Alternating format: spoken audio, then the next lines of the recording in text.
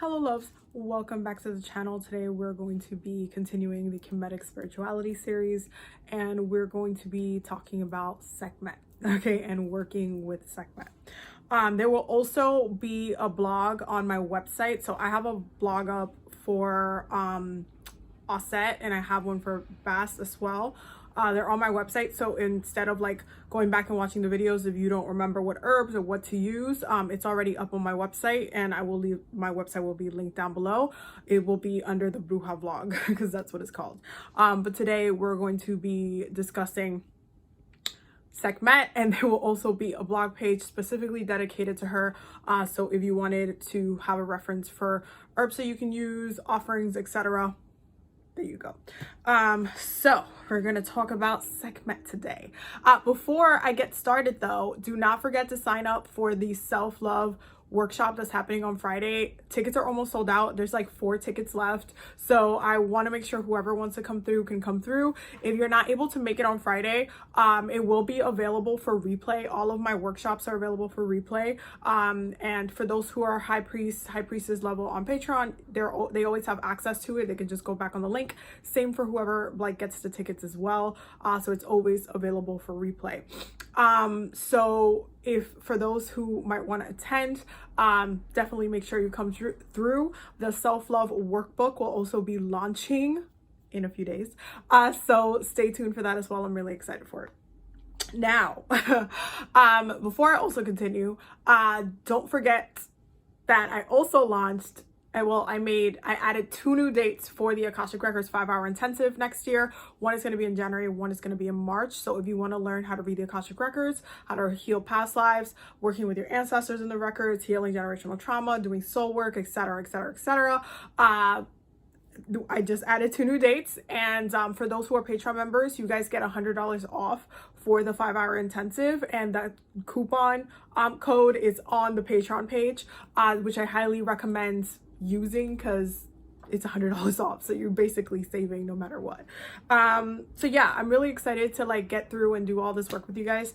I am planning some things for the next year over. I'm hoping that, you know, COVID just kind of goes away so we can kind of do some fun things in person, but unfortunately apparently things have gotten worse, so I keep having to postpone certain things that I want to do with you guys, but we'll see. When it happens, and then we'll kind of just go from there. Okay, so continuing on, let's talk about Sekhmet. So Sekhmet is the lioness Neter, okay, who is the daughter of Ra in Kemetic teachings. Okay, Sekhmet is a warrior, and she's known as, people refer to her as the water goddess, the warrior goddess, but obviously goddess is not a term that was used at the time. Sekhmet is seen as an extension of Ra's energy, because don't forget, Ra would be the sun, and the sun would be the creation Neter in Kemetic spirituality. So Sekhmet is an extension of all of the Neters are an extension of Ra's energy, but for Sekhmet specifically, she is an extension of Ra's energy, specifically when it comes to the flames, the fire. She is known to be able to embody the solar eye of Ra, and being very, very like specifically focused on leading the army and protecting the pharaohs themselves. Sekhmet is the one who is called upon as the one who kind of is the general, like it's the one who leads the pharaoh's army into war, and it focuses on not only like, well, at that time it wouldn't have just been spiritual, but physical attacks and being able to win wars and etc., etc. So because she is so tapped into the flame specifically, because she is very she embodies the flames and she embodies the rays of the sun, and because she also rules healing, she is known to be able to give enemies diseases, like sunburns, like skin burning, like she is known to burn her enemies, burn like with the flame of Ra, because she can tap into that extension. there is definitely a difference between Bast and Sekhmet, and again, we're going to go over that in a separate video, but hopefully you guys can already see some of the differences. Even though both of them are daughters of Ra, there is a difference between the two. I feel like we'll talk about it in that other video. So Sekhmet not only rules war, okay, war, and she is a warrior as well, but she also rules healing and fertility. She's very, very connected to blood, obviously, because of your slaying enemies all day. Then obviously you're connected to blood, but she's connected to the womb specifically.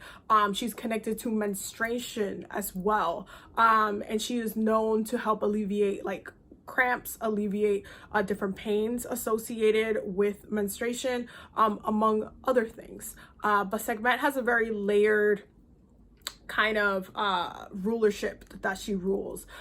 She's definitely called upon to heal very tough illnesses, because there is another Netzer that also has a space in healing, but Sekhmet is also known as healing as well. So but she's very much called on when it comes to tough healing things like cancers and like different diseases that are very like life-threatening, and kind of like having a fight within your body, like you're fighting off a disease. Anytime like there's a fight involved is very much Sekhmet area of rulership, if that makes any sense.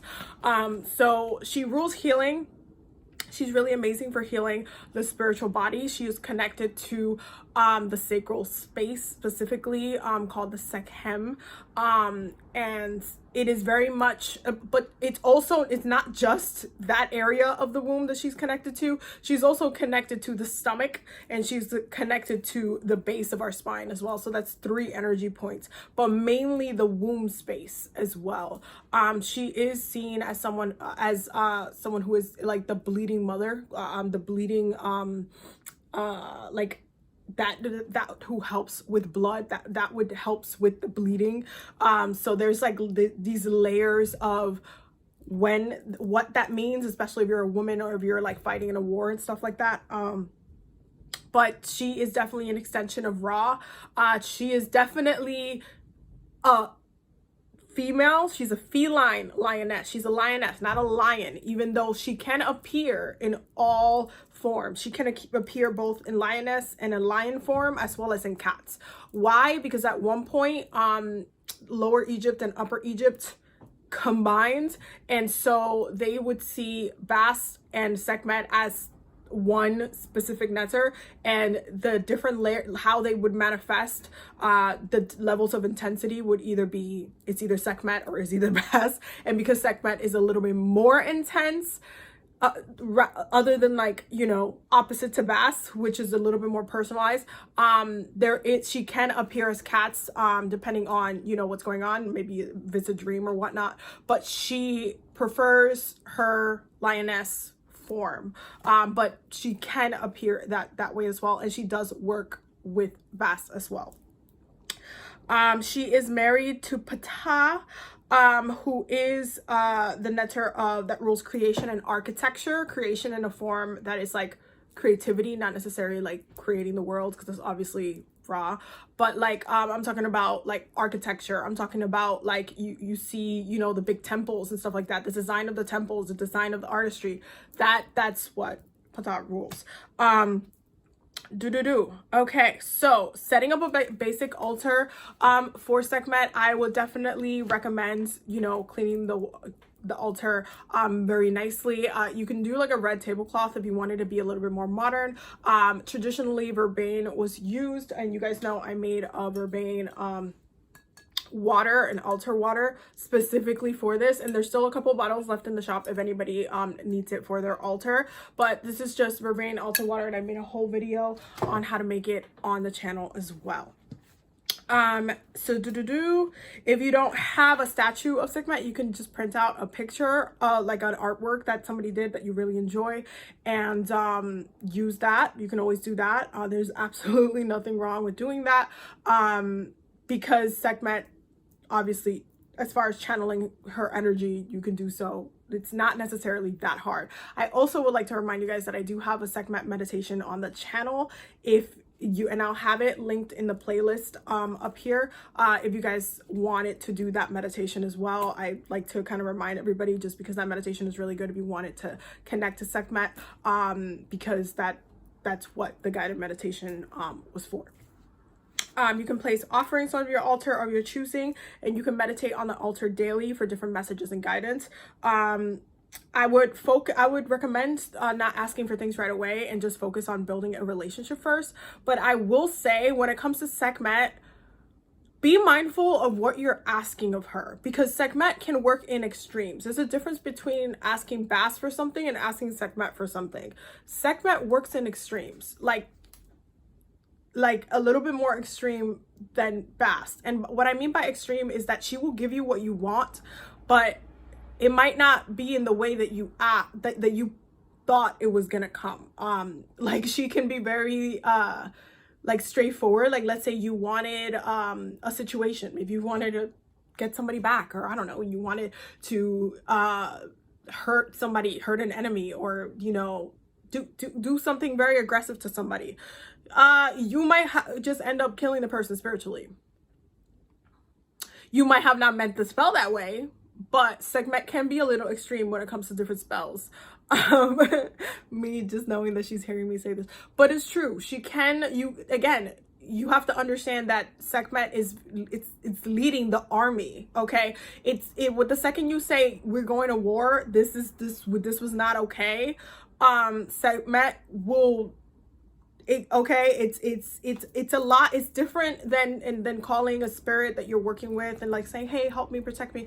Sekhmet, if she's gonna protect you, somebody tries to come through, they might lose a toe. You don't know. Okay, so it's very much that. It's not that I don't want you guys to not work with her, because Sekhmet is amazing, and obviously, you know, if you're called to work with her, you know, do you. But I am just warning you, if there's something that you ask of her, like let's say you want to heal your relationship with your actually somebody told me a story once about like working with Sekhmet, and they were like, I want to heal my relationship with my mom. They're like, their relationship with their mom is so bad, and it's just like they wish they could fix it, and they pray to Sekhmet that they could fix it. So what ended up happening was that her mom's house ended up having a fire, and she her mom had to move in the house with her, and she then got stuck. I'm using the word that she said, stuck with her mom in her house, which kind of like made her space, her sacred space in her home, it pushed her into the space where it was like less privacy, but also now she has to deal and work through healing her relationship with her mom at home. And home is obviously symbolic of family, so it's kind of like she was forced to confront the thing right in the face, not like around it, not like behind. No, it was like, okay, you want to fix your relationship with your mom? Okay, well, you're gonna be stuck with your mom for a couple weeks. No, matter of fact, it was like 7 months after that. So you're gonna be stuck with your mom for like 7 months. So you have to be mindful of what you're asking for, because she'll give you what you want, but you might get it in a way that you don't really expect. Or it can just come up, or it can be very bold and very direct, where it's just like in your face. Okay, astrologically, Sekhmet is definitely like, I would say as an astrologer that she's very, very much like the Leo energy. And you see how kind of Leo energies are very bold, and they have like the, you know, the lions. Like, just if you look at a lion's energy, if you look at a lioness as well, if you study the energy of a lionesses are the ones who hunt for food. They're the ones who feed the whole entire, like, okay, so they're the ones who are doing most of the work. They're giving birth to kids. They're doing all the most, and they're still trying to feed the family. So there is this sense of like not only fertility, but very much a hunting, straightforward approach to the way that Sekhmet works. Is very straightforward. It's very like, oh, I'm hungry. Oh, maybe I should, what should I get? No, Sekhmet's like, okay, let's go hunting. We're gonna have to go kill something. Like, it just turns into this like, what is the solution? Let's go straight to the source. Let's move your mom into your house so you can address your relationship right in the face. So this is what I mean about, be careful about the intentions that you're asking of her, because she can remove the veil, the illusion away of trying to approach something in a sneaky or like backhanded way. Like Sekhmet doesn't play with that. She's just straight up forward, like, this is what it is. Here you go. So keep that in mind. Okay, keep that in mind. When it comes to herbs, her traditional herbs would be hibiscus, which is one of my favorite herbs to work with her for. And the reason why I love hibiscus with Sekhmet is that when you brew it, it's bloody. Like, it looks very, very red. And I use some hibiscus for so many different things, but it's also really amazing for sacral work. Sekhmet can also be worked with because she's connected to that space of fertility. Okay, the womb can also be worked with for sensual work. That's the way I'm gonna put it. Sensual work. And hibiscus is amazing for that space as well. It's great for healing. It's great for attraction. Because again, Sekhmet can also be worked with for fertility. She rules over fertility as well. So there is this kind of very intense, passionate emphasis when it comes to hibiscus. Like, Sekhmet is very layered. Everything, like, it's more intense. Everything is more flavorful, if that makes any sense. Cinnamon as well. And one of my other ones that I like to use with her is my canela, which is the cinnamon cologne. I like to use that as well on her altar space. Saffron, okay, and red poppy flowers, like the flowers themselves. They grow over there in Egypt, what is now Egypt, and they were also used for Sekhmet as well. Some of the modern offerings, non-traditional offerings, would be like a lot of the peppers, okay, even though those are more like native to the American continent. She likes the fieriness because, again, that flame, that spice, that like heat, the heat is what she rules. The heat of the sun, the flares of the sun, she rules. So the chili peppers, the cayenne, clove, red peppers, roses, beets as well, the bloodiness of the beets. And you can use like hibiscus or beets if you need to substitute for blood in an offering or a spell work for her as well. If you didn't want to use animal blood or your own or whatever, you can also use pomegranates as well as a substitute for blood as well, but cherries and knives as an offering as well. You can also do red wine, frankincense, myrrh, dragon's blood, gold, beef, raw or uncooked, wheat and oats, and musical instruments, the sistrum, which is kind of like a rattle. It's like a metal rattle, which you can make yourself, but I believe they do sell them online here and there. You can use that rattle for music to call on her. It's kind of like similar to like a bell or like a maraca or like different kind of tools that spirit like to use when it comes to sound. You can use that for Sekhmet as well. Crystals, bloodstone for strength and healing, ruby for fire and prosperity, red jasper for fertility, carnelian for sensual power and fertility, and garnet for life and sensual power. Okay, lots of things. Some of my favorite incenses: the Egyptian musk one, I love. You can find this in your local botanica. The lotus one, in love with. And I love using the sun one because Sekhmet is very, very tied into the sun. The solar energies, very, very much tied into the sun. Frankincense and myrrh, you guys know, it's a go-to. I have garnet right here. I have it in bracelet form. I will charge these. I will ask her to charge these for me at her altar, or I will offer them to her, whichever one.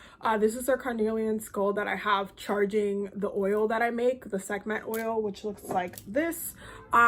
This oil, see right there, is the Sekhmet ritual oil. This I use for like candle magic, for different, to anoint myself. Maybe I need strength for that day. Maybe I'm like feeling like low energy, because Sekhmet, again, taps into that sun energy. So for me, like working with the oil, working with that energy of like her energy of that sun, that energy, that livelihood, that I'm going to like war energy. Like, let's say I need some strength for the day. Let's say I'm going for a meeting of some sort. I will use the Sekhmet oil.